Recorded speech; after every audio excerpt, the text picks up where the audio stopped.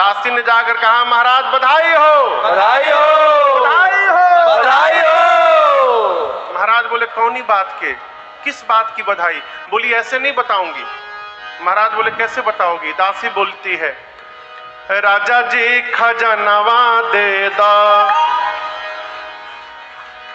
रानी जी गहनवा दे दो, राजा जी खजनवा दे दो, रानी जी गहनवा दे दो, राजा जी खजनवा दे दो, रानी जी गहनवा दे दो, राजा जी खजनवा दे दो, रानी जी गहनवा दे दो। बजना बजीरा ऐसे हीरा रतनवा दे दो, राजा जी खजनवा दे दो, रानी जी गहनवा दे दो, राजा जी खजनवा दे दो, रानी जी गहनवा दे दो। बजना बजीरा ऐसे हीरा रतनवा दे दो, राजा जी खजनवा दे दो, रानी जी गहनवा दे दो, राजा जी खजनवा दे दो, रानी जी गहनवा दे दो। महाराज बोले कौन सा गहना चाहिए? बोली हल्का हंसुली काड़ा छाड़ा, बाजू बंद झुमका डाड़ा, हल्का हंसुली काड़ा छाड़ा, बाजू बंद झुमका डाड़ा, हल्का हंसुली काड़ा छाड़ा, बाजू बंद झुमका डाड़ा, हल्का हंसुली काड़ा छाड़ा, बाजू बंद झुमका डाड़ा। बनवाय अपनी करके रनवा दे दो, राजा जी खजनवा दे दो, रानी जी गहनवा दे दो, राजा जी खजनवा दे दो, रानी जी गहनवा दे दो। बनवाय अपनी करके रनवा दे दो, राजा जी खजनवा दे दो, रानी जी गहनवा दे दो, राजा जी खजनवा दे दो, रानी जी गहनवा दे दो। महाराज बोले बहुत सुंदर। दूसरी दासी से पूछे आपको क्या चाहिए? वो बोली पाँव के पैजनिया दे दो, कमर कर धनिया दे दो, पाँव के पैजनिया दे दो, कमर कर धनिया दे दो, पाँव के पैजनिया दे दो, कमर कर धनिया दे दो, पाँव के पैजनिया दे दो, कमर कर धनिया दे दो। इहे बाप चरवाय अपनी करके कंगनवा दे दो, राजा जी खजनवा दे दो, रानी जी गहनवा दे दो, राजा जी खजनवा दे दो, रानी जी गहनवा दे दो।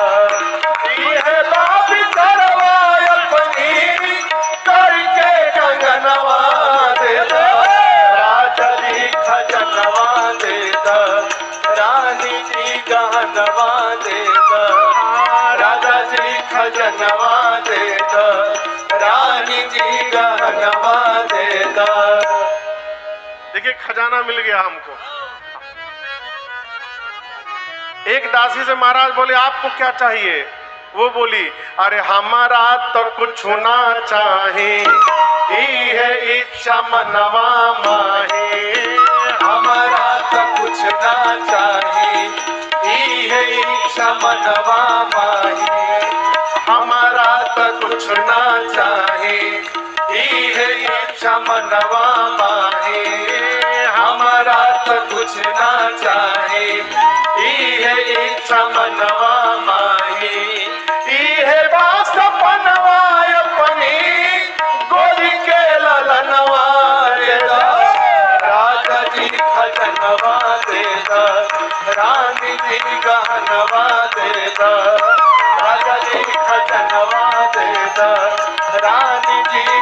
खजनवा दे द, राजा जी खजनवा दे द, रानी जी गहनवा दे द।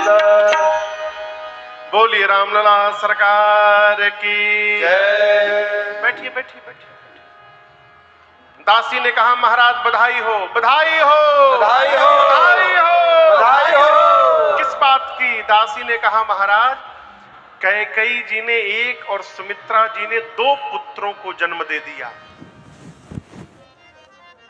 अब तक जो अवध में आनंद महोत्सव चल रहा था, अयोध्या का ये आनंद महोत्सव देखते देखते 4 गुना बढ़ गया। बाबा कहते हैं चारों भाइयों के प्रकट होने के बाद अयोध्या में वह सुख संपत्ति समय समाजा, कहीं ना सके शारद राजा। अयोध्या में अयोध्या वासियों को भगवान के भाइयों के आने के बाद जो सुख मिला, जो संपत्ति मिली, जो समय और समाज का दर्शन मिला, इन चारों के विषय में सरस्वती और शेष नारायण भी कहने में सक्षम नहीं है।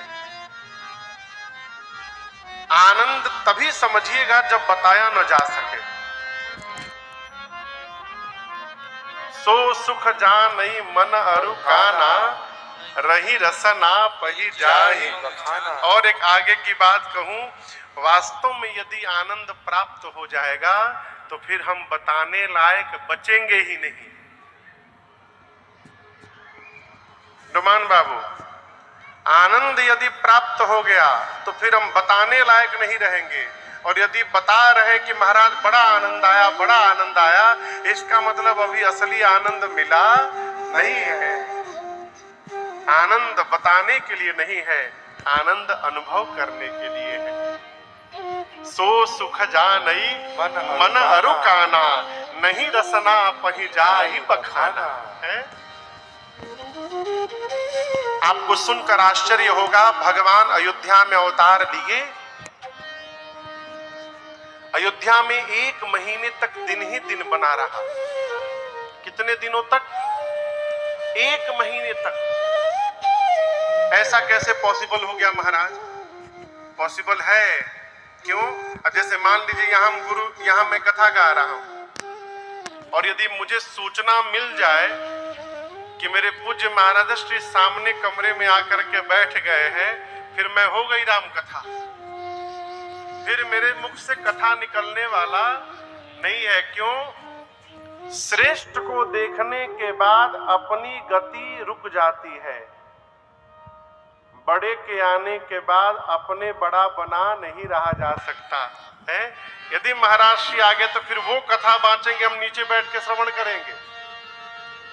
अयोध्या में कौन अवतार लिया है? तो जिनके प्रकाश को प्राप्त करके सूर्य भी प्रकाशित होते हैं, वो परम प्रकाशक अयोध्या में अवतार ले लिए। राम के प्रकाश से सूर्य प्रकाशित है, तो जिसके प्रकाश से सूर्य नारायण को प्रकाश मिलता है, वही परम प्रकाशक नीचे अवतार ले लिए हैं। भगवान को देखते सूर्य नारायण स्तब्ध हो गए, गति बाधित हो गई हो। एक दूसरा कारण, नीचे लोग बधाई गा रहे हैं, सूर्य नारायण के वंश में परमात्मा ने अवतार लिया है। भगवान सूर्य सोचे कि 2-3 गीत हम भी सुन ले, फिर आगे बढ़ा जाए, तो खड़े होकर बधाई उत्सव सुनने लगे। गाने वाले 2 गाए, 3 गाए, 4 गाए, 10 गीत गाए, ये सुनते रहे, आनंद और बढ़ता गया। आप लोग को आनंद आ रहा है ना? कोई बोल ही नहीं रहा है, जबरदस्ती बुलवा दिए ना। यदि हमको आपको आनंद आ रहा है तो जब भगवान आए होंगे तब कितना आनंद आया होगा। सूर्य नारायण इस बधाई उत्सव को सुनने लगे और इतना आनंद प्राप्त हो रहा है, जाने का मन नहीं कर रहा है। 2-3 घंटा सुनने के बाद भगवान सूर्य निर्णय किए कि अब एक बार ये पूरा आनंद महोत्सव बंद हो जाए अयोध्या का, तब हम आगे बढ़ेंगे। नीचे बधाई गाने वाले क्या सोच रहे हैं कि रात हो जाए तो बंद किया जाए। अब रात कब होगी? ये रात कब होगी? जब सूर्य नारायण जाएंगे। वो जाएंगे कब? जब बधाई बंद होगा। बधाई कब बंद होगा? जब रात होगी। रात कब होगी? जब उजाएंगे। उजाएंगे कब? जब बधाई बंद होगा। बधाई कब बंद होगा? बोलिए बोलिए। जब रात होगी। रात कब होगी? जब वो जाएंगे। यही चक्कर चलता रहा। न सूर्य नारायण जा रहे हैं, न नीचे रात्रि आ रही है। रात्रि नहीं आ रही इसलिए बधाई बंद नहीं हो रहा है। अब बधाई बंद नहीं हो रहा इसलिए वो जा नहीं रहे हैं। इसी चक्कर में गोस्वामी जी कहते हैं भगवान के अवतार के बाद अयोध्या में मास दिवस कर दिवस भा यह हमारा मन जाने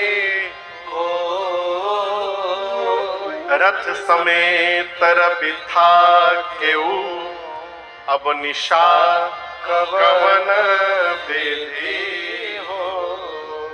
सूर्य नारायण रथ के साथ स्तब्ध हो गए हैं। 1 महीने तक अयोध्या में दिवस ही दिवस बना रहा।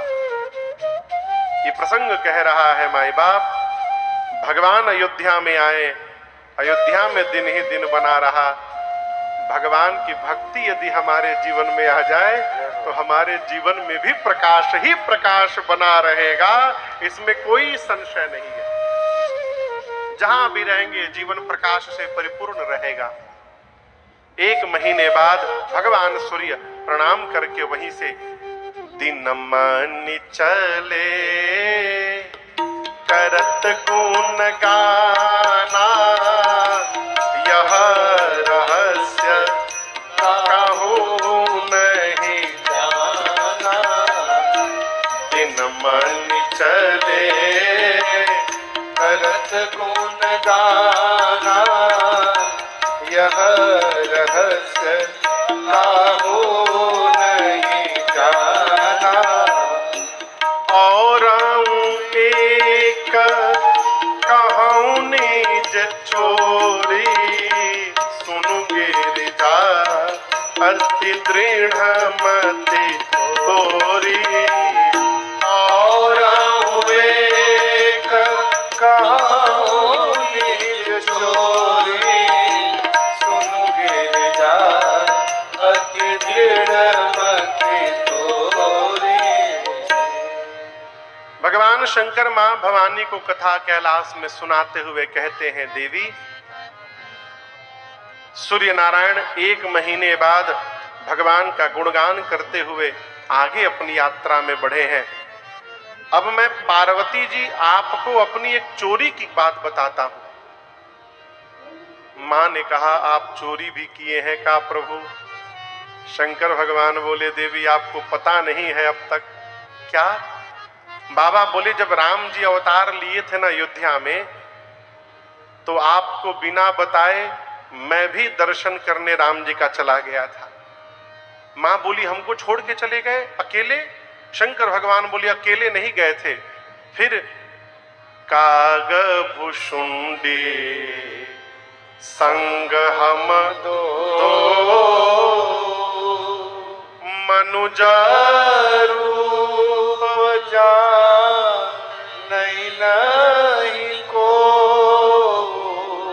भगवान शंकर कहते, देवी मैं काग भुषुंडी जी के साथ गया। किसके साथ गए?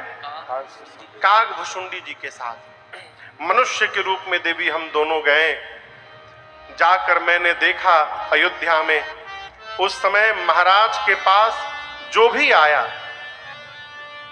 जिसने महाराज से जो मांगा, श्री दशरथ जी महाराज ने उसको वही लुटा दिया। क्या क्या दिया? गज, रथ, तुरग, हेम, गो, हीरा, दीन हे नृप नाना विधि चीरा। जिसने हाथी मांगा उसको महाराज ने हाथी दिया। हाथी का बच्चा नहीं दे दिया, हाथी ये दे दिया।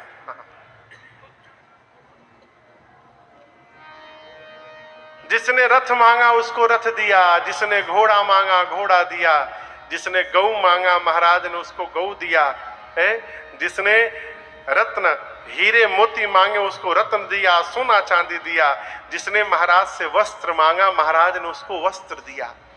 दिया ये महत्वपूर्ण विषय नहीं है, कैसे दिया ये महत्वपूर्ण विषय है। महाराज ने दिया ये विषय नहीं है, कैसे दिया ये विषय है। कैसे दिया, गोस्वामी जी कहते हैं महाराज ने इतना दिया कि मांगने वाले संतुष्ट हो गए। मन संतोष से सबनि कै जहाँ तहाँ देहि आशीष, सकल तनय चिर जीवहु तुलसीदास के। इस प्रकार से श्री दशरथ जी महाराज ने मांगने वालों को दिया है कि मांगने वाले संतुष्ट हो गए। कोई भूखा दिखाई पड़े ना, उसको इतना भोजन करा दीजिए कि उसको कम से कम 4-5 घंटे किसी और द्वार पर न जाना पड़े। और एक बात कहे, इस प्रकार के कार्य करने के बाद छपने से बचा जाए।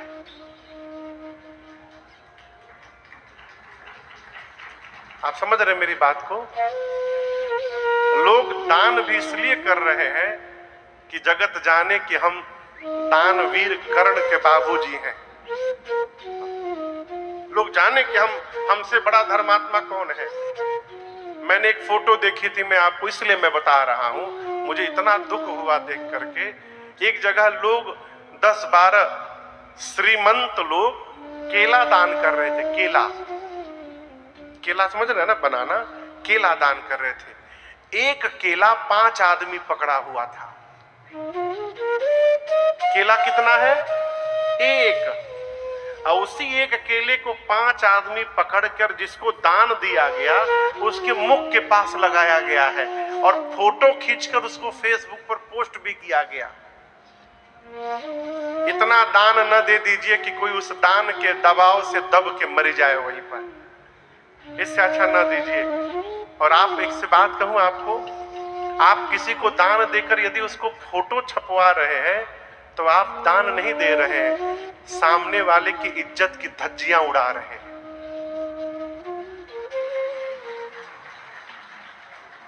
जीवन में कब किसकी स्थिति परिस्थिति करवट ले जाए वो कोई नहीं जानता। यदि वो दान ले रहा है तो उसके जीवन की स्थिति वैसी हुई होगी कि उसको मजबूरन लेना पड़ रहा है। और आप जगत में बता रहे हैं कि देखिए इनकी हालत बिगड़ गई है, हम इनको दान दे रहे हैं। इस प्रकार के कर्म से अच्छा है न किया जाए। दान दीजिए। कहा गया है कि दाहिना हाथ दे तो बाएं हाथ को न पता चले। वर्तमान में क्या है, आदमी देता बाद में है, प्रचार पहले हो जाता है।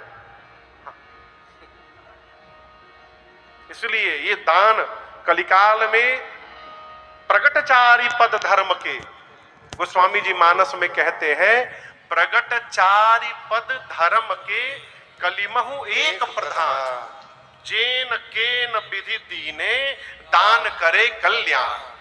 धर्म के 4 पद हैं। पद मने पांव। कितने पांव हैं? 4। जोर से बोलिए।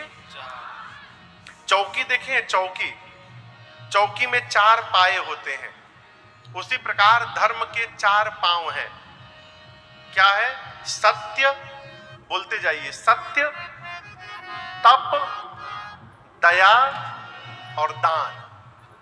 ये धर्म के 4 चरण हैं, सत्य, तप, दया और दान।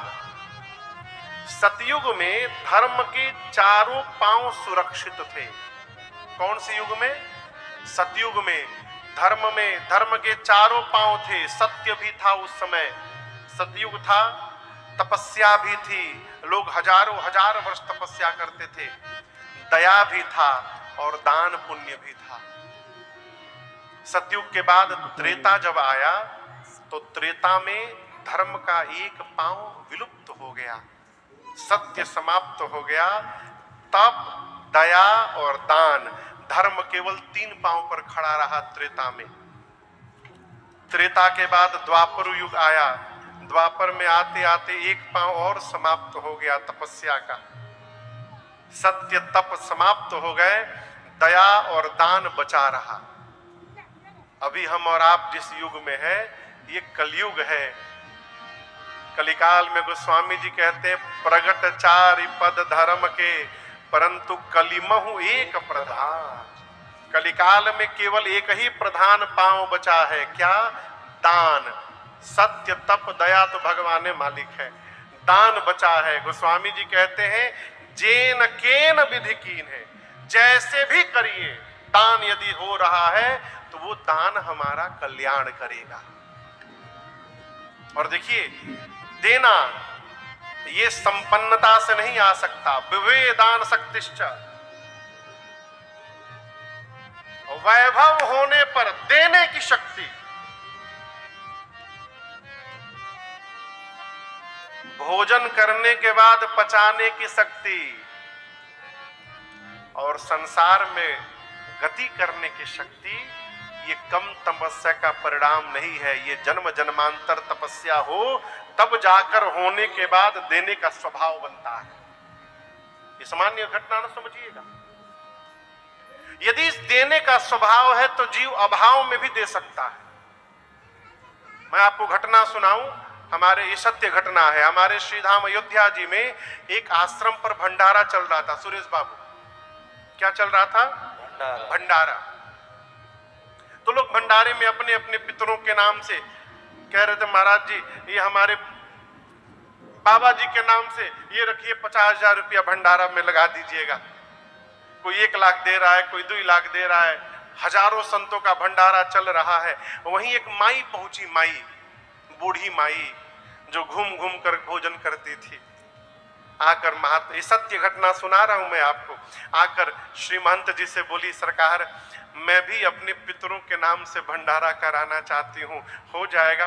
महाराज बोले अवश्य होगा, पैसा लगेगा उसका, लाओ पैसा दो। तो माई अपने साड़ी के यहाँ गांठ में से खोल करके और 5 रुपए का सिक्का निकाल करके महात्मा जी के हाथ में रख दी। महात्मा जी बोले ये क्या है? बोली महाराज मेरे पास कुल संपत्ति के रूप में यही 5 रुपया है। महात्मा जी लिए, बोले ठीक है तुम्हारे पितरों के नाम से भी भंडारा होगा। तो महंत जी के शिष्य पीछे खड़े थे।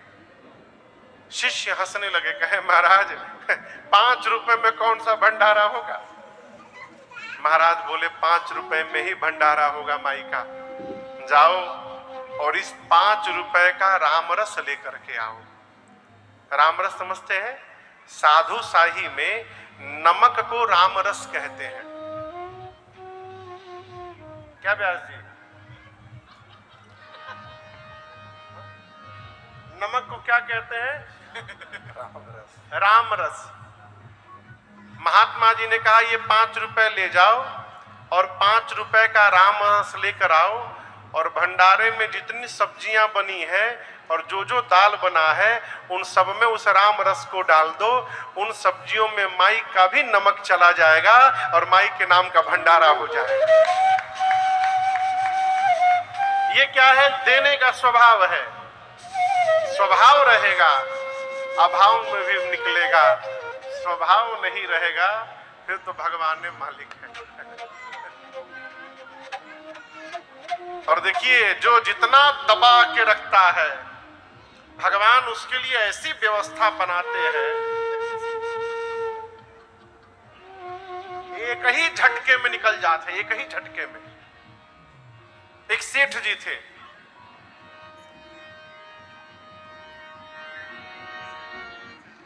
महाकंजूस, कंजूस भी नहीं थे, कंजूसी में वो पीएचडी किए हुए थे। घर में जब पूजन करते थे ना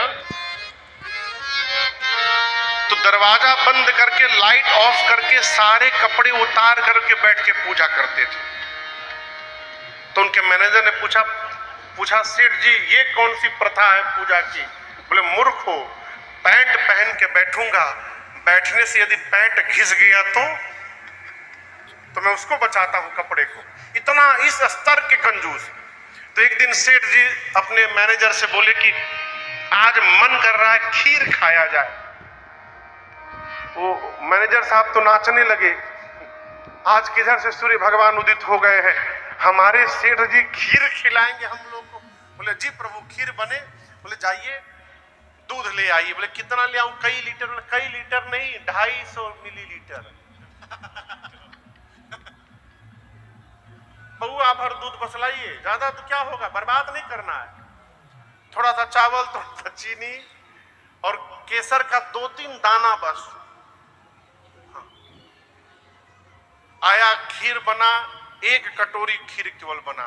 अब मैनेजर परेशान कि इसमें का सेठ जी खाइए, का हम खाएंगे, भगवान मालिक है। अब बनने के बाद सेठ को लगा कि यदि मैनेजर खाएगा तो बर्बाद हो जाएगा। तो सेठ जी ने कहा कि देखो अभी हम लोग खीर नहीं खाएंगे, हम लोग खीर सवेरे खाएंगे, उठने के बाद ब्रश करके खाएंगे, लेकिन सब दोनों लोग नहीं खाएंगे, कोई एक ही खाएगा। मैनेजर पूछा कौन खाएगा सरकार? सेठ जी ने कहा रात में जो सबसे सुंदर सपना देखेगा वो सवेरे खीर खाएगा। तो बगल के कमरे में कटोरी खीर का ढक के रख दिया गया। इधर कमरे में आके सेठ जी और मैनेजर सो गए। सवेरा हुआ, दोनों लोग उठे, मुंह धोए, ब्रश व्रश हुआ, सेठ जी बिठाए, बोले कि चलो अब बताओ क्या तुम सपना देखे। मैनेजर ने कहा कि सेठ जी हम क्या बताएं आपके आगे, पहले आप बताइए प्रभु। तो सेठ जी सोचे ऐसा बता दो ना कि ये वहां तक पहुंच ही ना पाए। तो बोले हम क्या बताएं मैनेजर तुमको, हम जैसे सोए तो सपना देख रहे हैं, पूरे कमरे में प्रकाश ही प्रकाश हो गया, मेरी आंख खुल गई। मैं देखा तो साक्षात भगवान विमान लेके खड़े थे, साथ में देवराज इंद्र भी आए थे। मैनेजर बोला फिर प्रभु फिर क्या?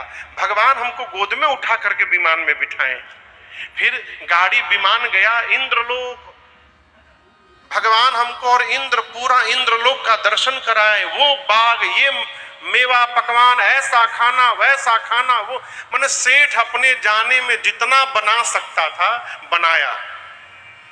सुनाने के बाद बोला अब इससे सुंदर सपना ये क्या सुनाएंगे? बोले मैनेजर अब तुम सुनाओ। मैनेजर हाथ जोड़कर बोला सरकार गरीब आदमी का सपना भी गरीब होता है, आपके सपने में तो भगवान आ गए थे, इंद्र आ गए थे, मेरे सपने में काला कलूटा मोटा तगड़ा आदमी पहलवान जैसा आ गया। बोला फिर? बोला आपको भगवान गोद में उठा के बिठाए थे ना, हमको आकर के मारा एक डंडा, मैं अपने आप उठ के बैठ गया। सेठ जी बोले फिर हमको फिर एक डंडा मारा। बोला जल्दी उठो तो। मैं उठ गया। सेठ जी मैं उठ गया, फिर आगे बोलो, फिर एक डंडा मारा। बोला बगल के कमरे में चलो। मैं जा नहीं रहा था सेठ जी, मैं बिल्कुल नहीं जा रहा था, वो मुझे लगा मारने, मुझे जाना पड़ा बगल के कमरे में। सेठ जी बोले फिर क्या हुआ? फिर एक डंडा मारा। बोला जल्दी कटोरी उठाओ, अब पूरा खीर खा जाओ। मैं खा नहीं रहा था सेठ जी। बोला मार डालूंगा नहीं खाओगे तो मुझे मजबूरी बस खाना पड़ा। सेठ बोले तुम खा लिए, अब मरता क्या ना करता, मैं खा लिया। सेठ जी दौड़ कर गए कमरे में, जाकर प्लेट हटाए तो खीर खाली कटोरी, वो सारा रात को खा चुका था। सेठ जी बोले हमको क्यों नहीं जगाए तुम? बोला कैसे जगाऊं, आप तो इंद्रासन में गए थे इंद्रलोक दर्शन करने।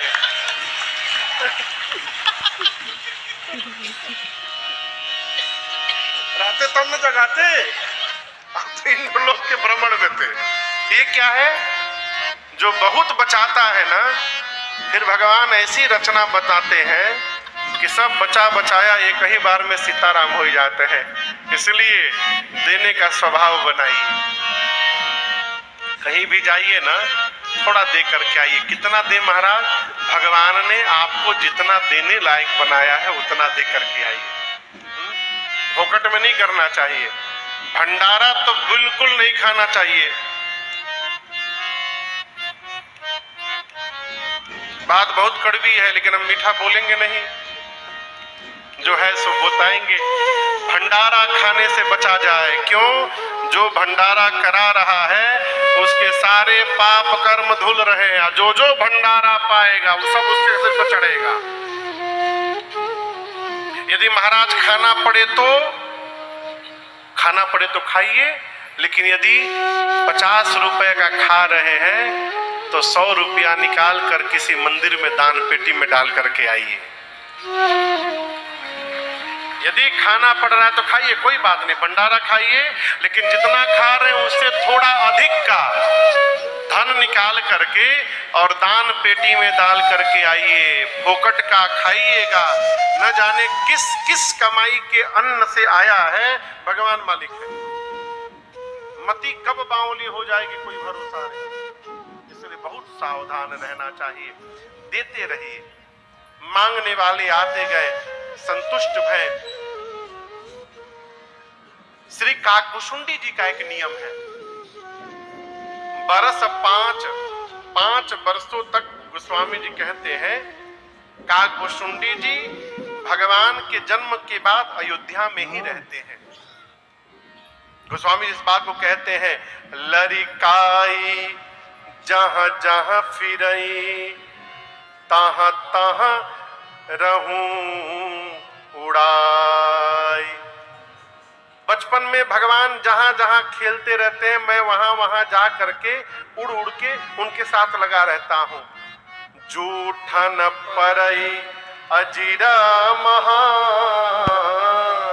सो उठाई करी खा।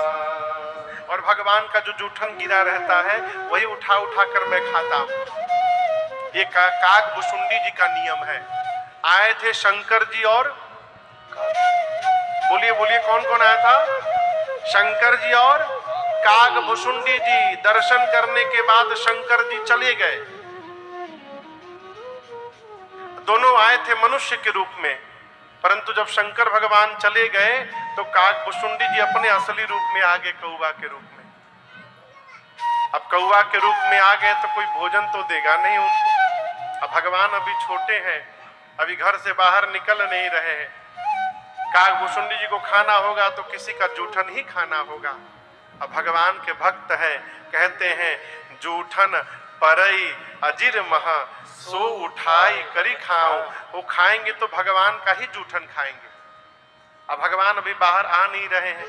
आपको सुनकर आश्चर्य होगा, 1 वर्ष तक, कितने दिनों तक? 1 वर्ष तक काकभुशुंडी जी भूखे बैठे हैं अयोध्या में।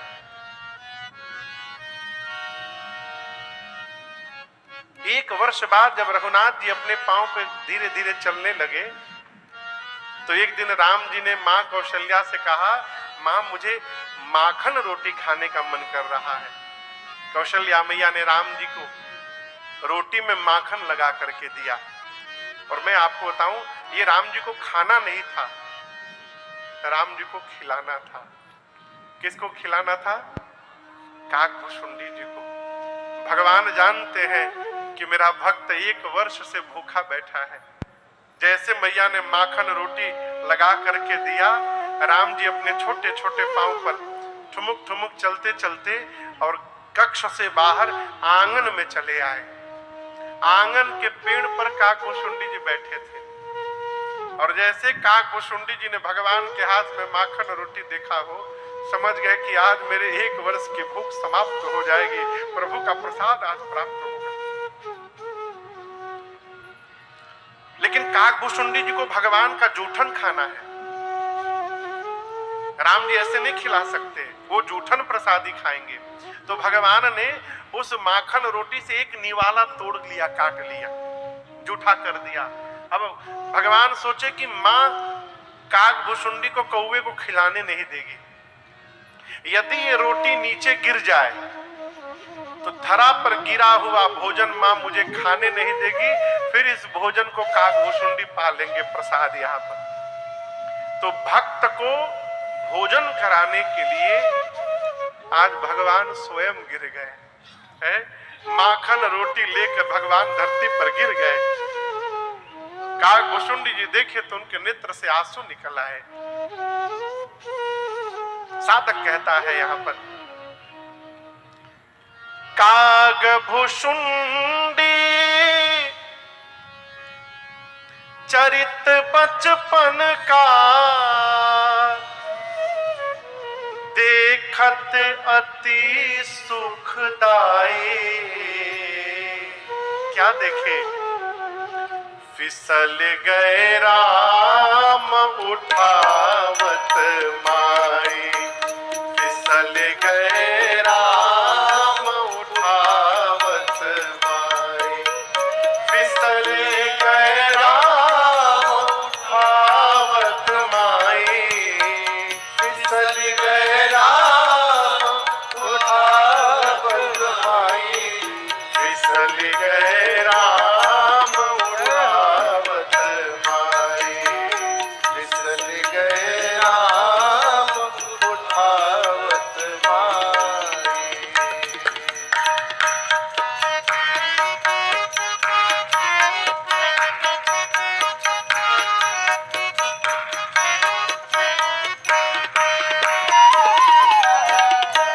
माखन रोटी हाथ में देकर कौशल्या जो आई,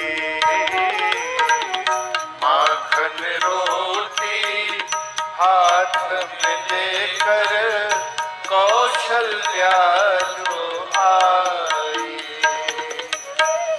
भूखा देखी भगत को रघुबर, भूखा देखी भगत को रघुबर, माखन दीन गिराए हो, रोटी दीन गिराए, फिसल गए राम उठावत माई, फिसल गए राम उठावत माई।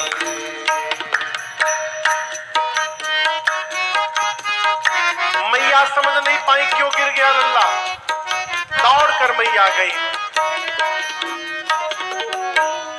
माता भेद तनिक ना समझी, क्यों फिसले रघुराई, माता भेद तनिक ना समझी, क्यों फिसले रघुराई। दौड़ी मैया गोद में लेकर चूम के पूछत, गोद में लेकर चूम के पूछत, चोट कहाँ पर आई हो, चोट कहाँ पर आई, फिसल गए राम उठावत माई, फिसल गए राम उठावत माई।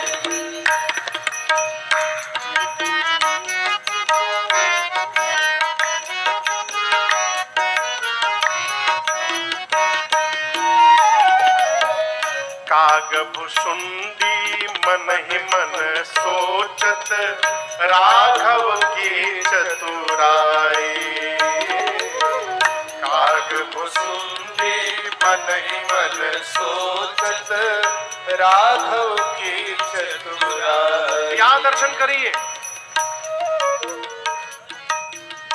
संसार में जो जो गिरता है उसको भगवान बचाते हैं, ठीक ना? जो गिरता है उसको कौन उठाता है? कौन उठाता है? भगवान। हम लोग एक पद गाते हैं,